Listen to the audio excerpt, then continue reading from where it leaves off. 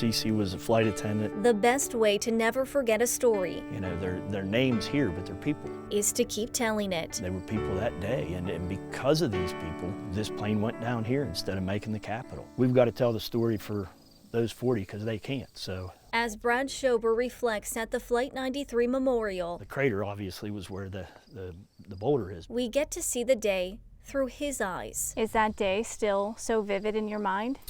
A lot of it is. through the eyes of a first responder. A lot of people were confused. A plane crashed. How can it just be this huge hole in the ground? Right. It's going in at such force that it buried itself. But, you know, I'm looking at this round crater realizing, okay, here's where the plane hit. And you can see the indentations on the side where the wings were. But I didn't know there was plane under there.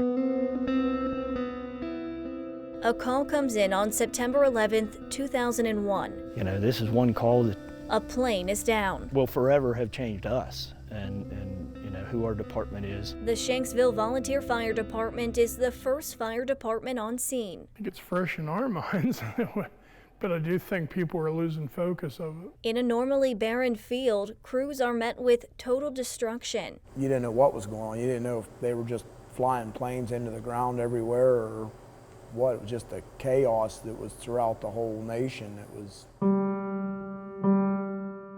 The plane crash that has gone down in Somerset County is believed to be related to the other attacks on America. The damage is something unforgettable. We know what happened. You know, we was here every day and lived it. A plane into pieces and a crater smoldering. It's always in our minds. They would soon learn It was over when it hit the ground for the most part. there were no survivors. But everything that we do since then needs to be about those 40. Never anticipate something of this size and magnitude, let alone on a national scale, if not international. This field becomes the focus of one of the longest held crime scenes in Pennsylvania's history. It's here in our backyard and we lived it. And this small community comes together for the heroes who inspired our nation. One of the things that a lot of the family members have said is they're very grateful for how the town reacted and how the town took care of them, and this, you know, this is their loved one's last resting place, and they're happy it's here.